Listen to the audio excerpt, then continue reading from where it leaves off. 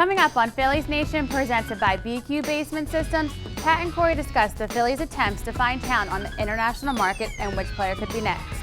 The guys also discuss the future of the team and where the red-hot Ben Revere fits. Natalie checks in from the Hamels Foundation Diamonds and Denim event. Plus, I've got the Batters in Box questions. Stay tuned, Phillies Nation starts now.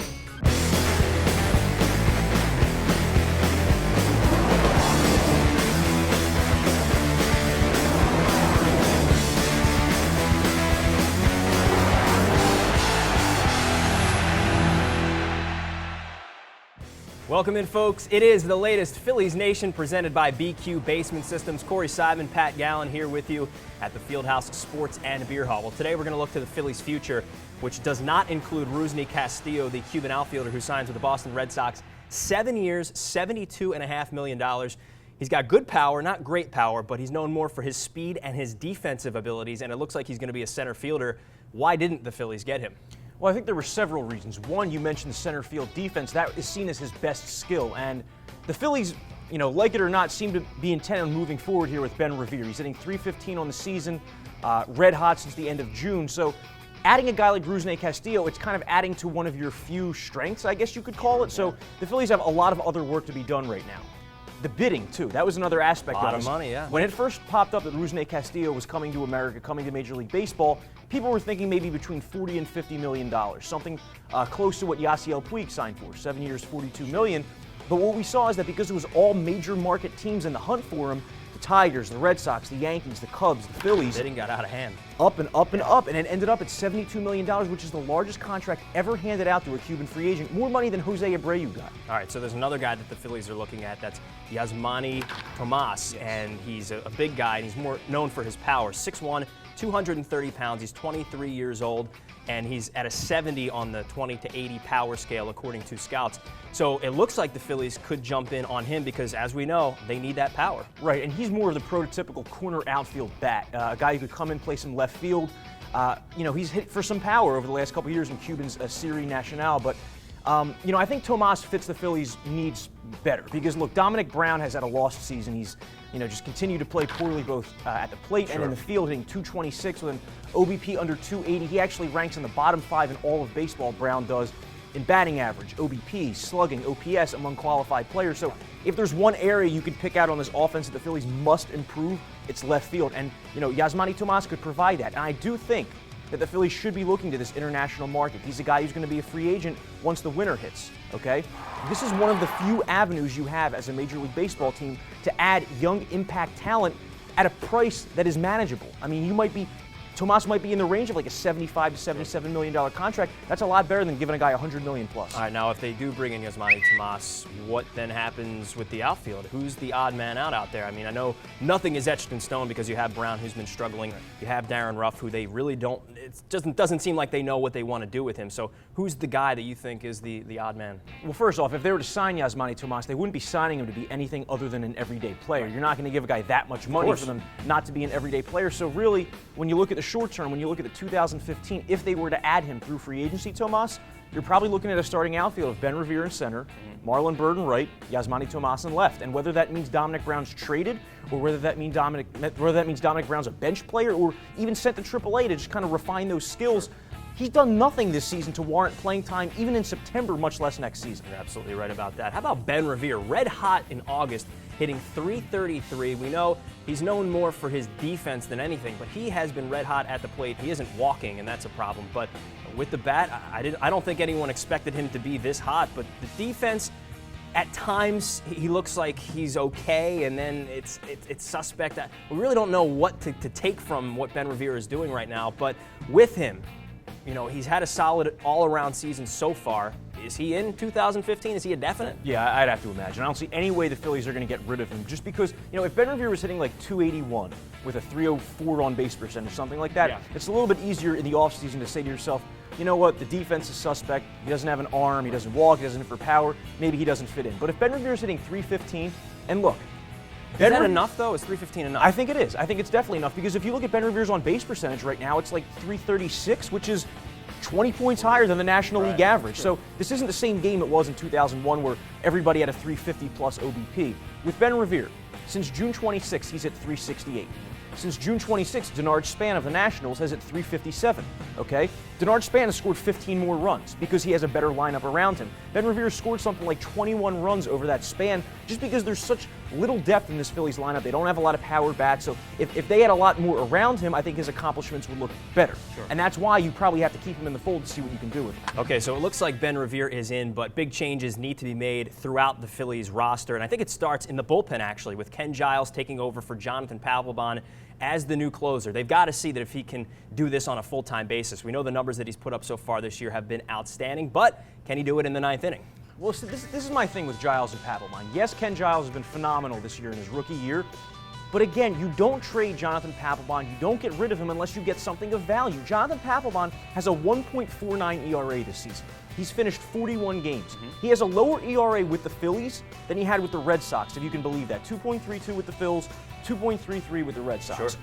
Jonathan Papelbon, the Phillies haven't been able to find good value for him on the trade market in either of the last 2 summers. I don't think they're going to find it this winter either, unless they can convince a team to take on that 1-year, $13 million remaining contract, which does have a vesting option for 2016 at $13 million as well. But barring that, keep Giles, keep Papelbon. Yeah, maybe you don't throw Ken Giles into that closer's role just yet, another 1 or 2 years, but he's still going to be groomed for that position, and you still keep a strong bullpen. All right, quickly, how do they fix this stale and inconsistent offense?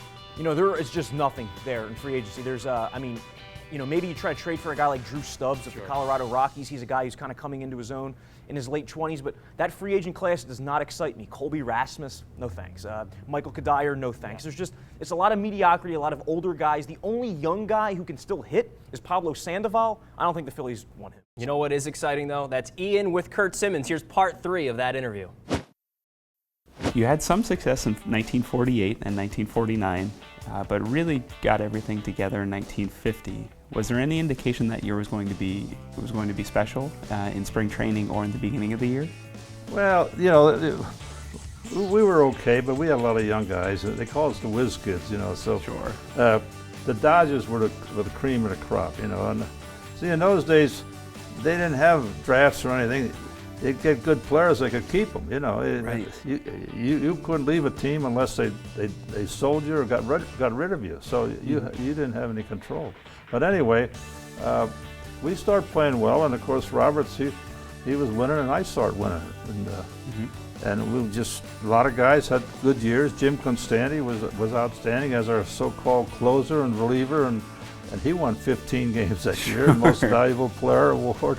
Right. So there was some good years in there, and of course, in the beginning of September, I had to go into the service. I was in the National Guard that was activated, and then a guy named Bob Miller was a pitcher. He hurt his back or something, and then Bubba Church was a pitcher.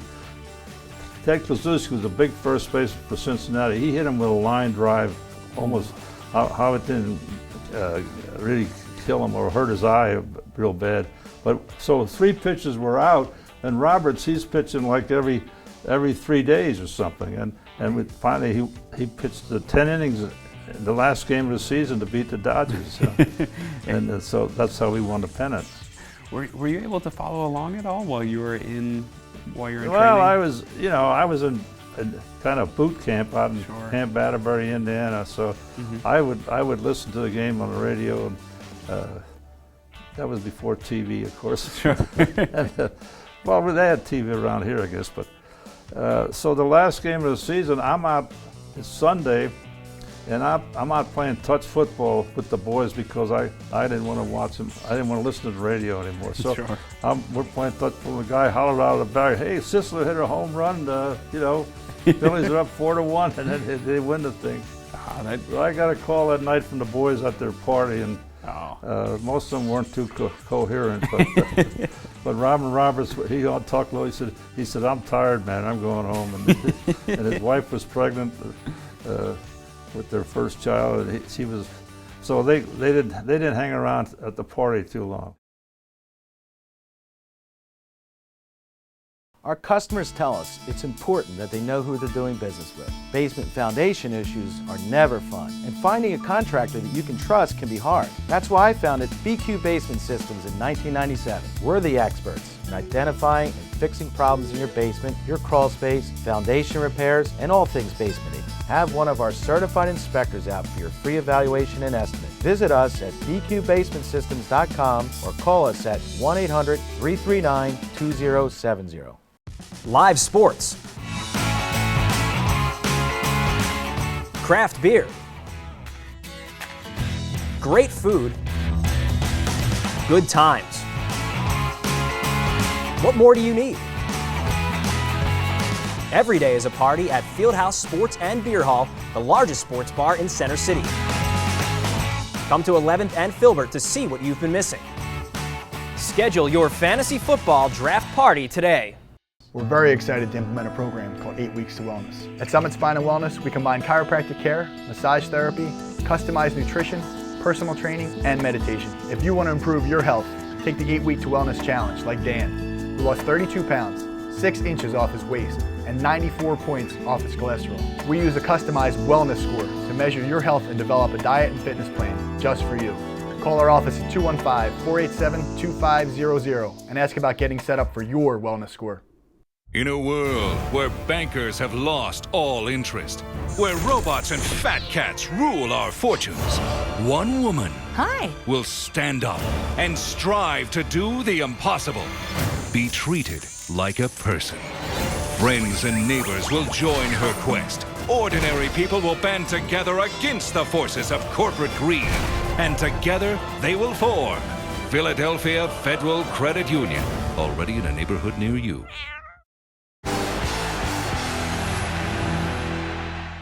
So obviously tonight is about education. What did your education mean to you growing up? Well, education was obviously important. I like to preach that to our son a little bit. I think it helped her out a little bit more than me. I kind of took the baseball route, but obviously education was important. What do you think, babe? I think education is the root of everything positive in this world. That's a great answer. Oh, my education was huge. I went to great high school. Graduated from Creighton University, so before I even, got drafted, I got my degree, and that was really important to me. What was your best subject and what was your worst subject? My best one was math. I definitely, when I got to high school, freshman and senior year, I had like A+ on all my maths, but science is definitely the worst. Just mixed up the chemicals. I think I only burnt down a lab a couple of times. It wasn't pretty, I say that. I was always into math. But for some odd reason, history always was something that I excelled in. Worst subject was probably science. I hated science. Just didn't like doing the test tubes and all that stuff. And you do fashion design? Yeah, I'm still in fashion school. I got my first degree from UC Santa Barbara, and I went to Parsons for a couple of years after I graduated to pursue fashion. So this denim theme is your thing. Are you scoping everyone's denim out? I'm trying not to check everyone out, but everyone's doing well. I mean, they came prepared and everyone's looking good. What it's taking to run these schools right now is almost becoming like mission impossible. So what we really wanted to do was go, okay, we understand that you don't even have, the ceiling is caving in this school, or you don't even have a playground. So let's just provide some of the fundamental stuff for these kids. We just want to be part of hope. We're not out to change the world or to change the school system, but really to be a key element in these kids' lives where we could go, that person noticed me. That person noticed me. That's all we're here for. We're just here to support our community that really does support him every day at the ball field. So everyone's heading into the party, and as you can tell, education is such a big part in everybody's life, even for the big stars in the city. Back to you guys. Thank you, Natalie. Welcome back to Phillies Nation, presented by BQ Basement Systems, and a couple of the Phillies' top prospects. Well, they're red hot. And we start with Aaron Nola, who on Sunday went 5 innings, gave up 1 run, struck out 5, and his 2014 so far has been pretty impressive. 43 strikeouts in just over 50 innings. J.P. Crawford also hot, 2 for 4, 2 home runs with 3 runs batted in on Sunday. And with Clearwater in 57 games, he's already got 8 home runs. Not really known for his power, but he is showing some. And also, Maikel Franco, pretty hot. Yeah, Maikel Franco hit for the cycle this past Saturday. Over his last 4 games from Thursday to Sunday, Franco went 10 for 16, 2 doubles, 2 homers, a triple, 5 RBIs, has that batting average close to 260, which was unthinkable early in the season when you saw how he started out, but he's really putting together a strong end to his 2014 season. We need this Maikel Franco watch. Will he, won't he be with the Phillies in September? I think he will be, and I'm looking forward to seeing it. Let's go to our favorite segment. It's called By the Numbers, presented by BQ Basement Systems. How about this one? Jimmy Rollins. He's pretty outstanding. 800 extra base hits and 450 steals. He reached both of those plateaus recently. Only 5 other players since 1900 have hit that.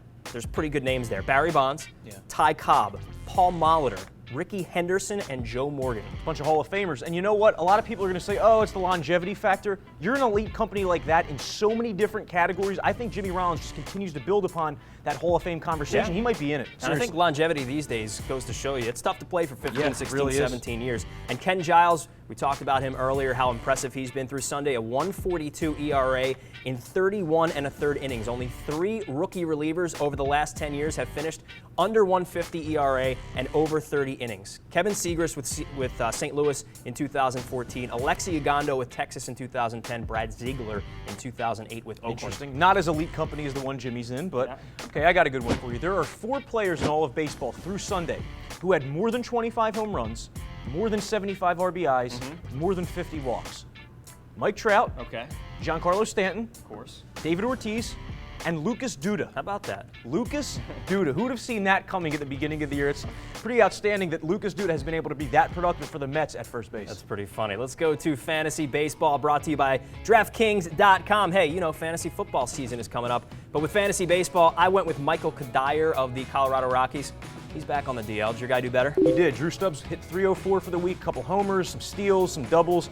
He's red hot for the Colorado Rockies. I would still pick him up. Good for you. Good for you. How about this week? Who do you have? This week I have Josh Willingham, the left fielder who was traded from the Minnesota Twins to the Kansas City Royals after the trade deadline. Since that trade, hit 324 with the Royals, 6 extra base hits. He's owned in just 11% of leagues. So if you're looking for a late season power surge, look at none other than Josh Willingham. And how about Hector Santiago of the Los Angeles Angels of Anaheim? He's been slotted into the rotation with the injury to Garrett Richards. If you're in a 12 or 14 team lead, you could do much worse than a little bit of depth with Hector Santiago. We're coming right back. Don't go anywhere. This is Phillies Nation.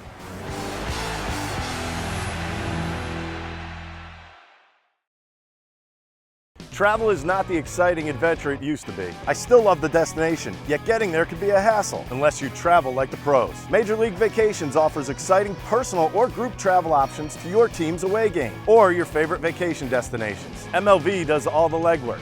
You focus on the experience. For more than 20 years, MLV has been a trusted partner to thousands of people just like you. Visit MLV.com and make travel exciting again, or call 800-222-6256. Tell them Ricky Bo sent you. Our customers tell us it's important that they know who they're doing business with. Basement foundation issues are never fun, and finding a contractor that you can trust can be hard. That's why I founded BQ Basement Systems in 1997. We're the experts in identifying and fixing problems in your basement, your crawl space, foundation repairs, and all things basementing. Have one of our certified inspectors out for your free evaluation and estimate. Visit us at bqbasementsystems.com or call us at 1-800-339-2070.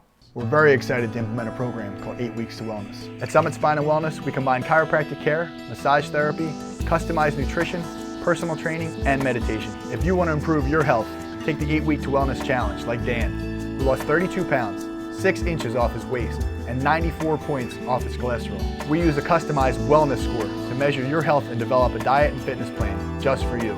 Call our office at 215-487-2500 and ask about getting set up for your wellness score. So now we're going to talk about a familiar name in this town, Shane Victorino, former Phillies outfielder and now an outfielder for the Boston Red Sox, who just elected to have season-ending back surgery. Victorino has played only 30 games this year as a result of some constant chronic hamstring issues and lower back issues. And what he was having was shooting pains down his leg as a result of a disc impinging on the lower portion of the spinal cord. If this is a bone or a vertebrae in the spine and the space here is a disc, bone, disc, what happens is there can be a compression of the spine. So for instance, an office worker sitting in front of a computer can compress their spine just by sitting and having poor posture. Just sitting in general can cause compression and tension on that disc. there can still be irritation. You know, he's still sitting on planes and still using cell phones and those sorts of things.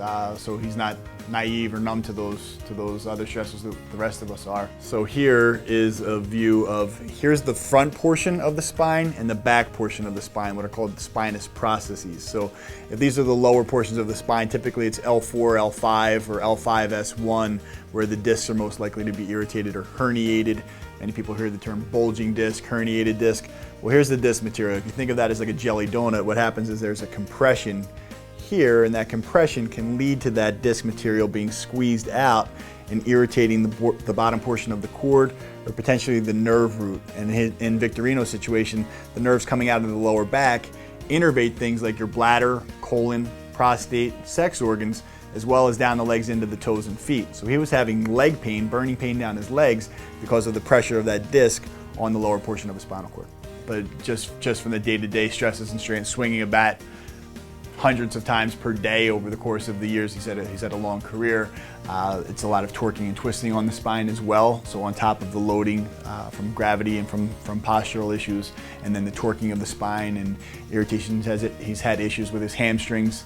The hamstring's attached to the bone that you sit on, and that can pull on the bottom portion, kind of playing tug of war with the lower portion of the body. So there's a lot of different possibilities for an elite athlete or a common office worker to develop stress and strain on their spine and on their discs.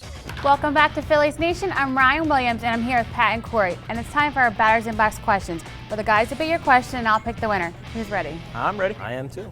Our first question: which player who has signed a contract of $100 million or more has best lived up to the deal? Pat? I think it's Derek Jeter. Back in 2001, he signed a 10-year, $189 million deal for the Yankee captain, and only Ichiro during that time had more hits and more plate appearances. So he was able to stay healthy and he was able to produce. Now, I know that Derek Jeter is not the greatest defensive shortstop in the world, but always around 300 every single season, and that longevity is why he lived up to that deal. And if you think about it, $189 million for one of the best players in Yankee history doesn't seem that bad at all. So I'm going with Derek Jeter. Okay, I'm going with Manny Ramirez. Now, first off, when you look at all the $100 million plus contracts currently, very few of these guys have lived up to the deals. Ryan Howard, Mark Teixeira, Joey Votto, Albert Pujols, the list goes on. Why do you think I went with Derek Jeter? Yeah, well, I went with Manny Ramirez from 2001 to 08. 8-year, $160 million deal with the Red Sox. During that 8-year span, he hit .315 with a .1010 OPS, averaged 36 home runs and about 120 RBIs per season, so he definitely lived up to his deal. Well, wait, wasn't he aided by a little something? He was, but he still put up the numbers, didn't he? All right, yeah. Well, sorry, Corey, Pat's going to win this All right, one. because this guy was clean, is that why? Yeah. Okay. Our next question comes from a Phillies fan. Hey guys, I'm here with Doug from Hamilton, New Jersey, and Doug wants to know, with Derek Jeter retiring, is he the greatest shortstop of all time?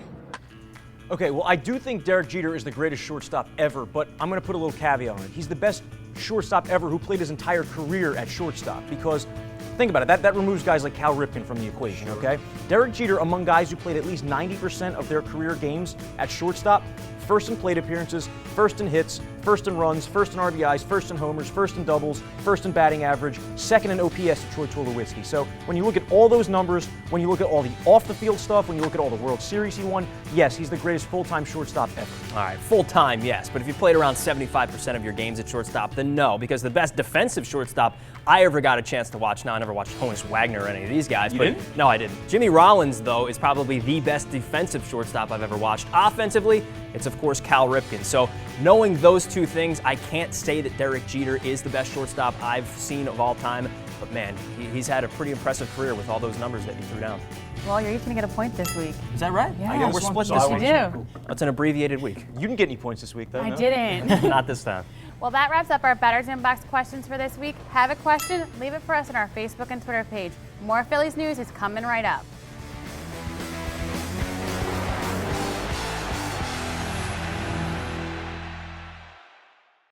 Philly has a long sports history filled with great players and moments. Shibe Vintage Sports in Center City relives the glory years with fashionable attire for all your favorite teams.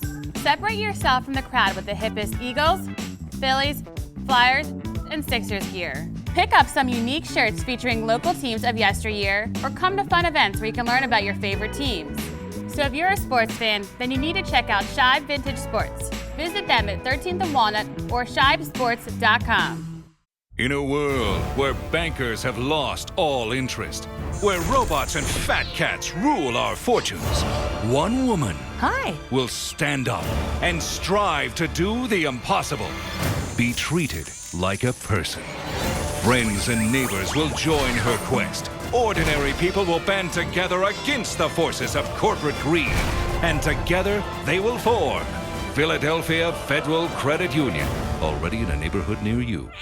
Our customers tell us it's important that they know who they're doing business with. Basement foundation issues are never fun, and finding a contractor that you can trust can be hard. That's why I founded BQ Basement Systems in 1997. We're the experts in identifying and fixing problems in your basement, your crawl space, foundation repairs, and all things basementing. Have one of our certified inspectors out for your free evaluation and estimate. Visit us at bqbasementsystems.com or call us at 1-800-339-2070. At Village Catering, we're committed to making your event one to remember. We are family owned and operated, and for more than 30 years, we've made our mark on Philadelphia as a go-to caterer for all of your special events. We're also the official caterer of the Flyers and Soul and the preferred caterer of Temple Athletics. We will work with you at customizing your off-site event, or you can have your event at our on-site facility, the Cottage Greene, so that you'll feel like a guest at your own party. Contact us at 215-698-1117 or villagecatering.com, and we'll help you make a memory today. Phillies Nation is presented by BQ Basement Systems, the Philadelphia region's premier basement contractor.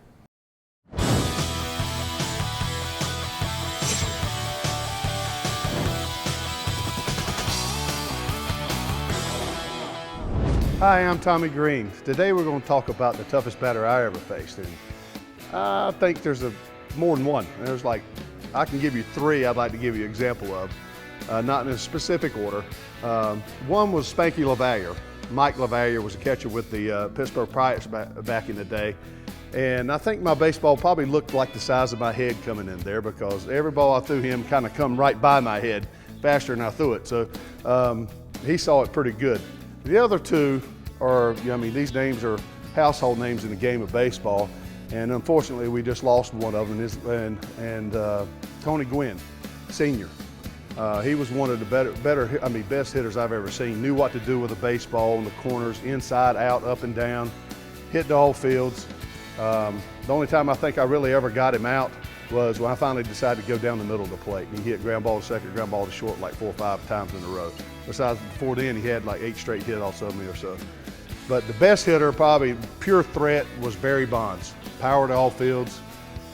When he started taking the walks, he became probably one of the best hitters in the game. So I hope this answers your question a little bit about some guys I had trouble with, and a lot of the other guys had trouble with them too. Thank you, Tommy. Let's jump right into our Twitter trivia. The hashtag is PNTrivia, and you can win some prizes from Shibe Vintage Sports. Last week the question was, Ben Revere, second in the majors in singles this season. Who was the last Philly to lead the majors in singles? Do you know?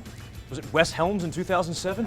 Close. No, it was Pete Rose back in 1979. This week's Twitter trivia question, you can do it at Phillies Nation, is this. Jimmy Rollins recently recorded his 800th extra base hit, as we spoke about earlier in the show. Only 4 other shortstops in Major League history have reached that number. Can you name them? Wow, yeah, it's good company. You can do it at Phillies Nation on Twitter. That's it for us. For Corey, I'm Pat. For everyone here at Phillies Nation, we'll talk to you next week.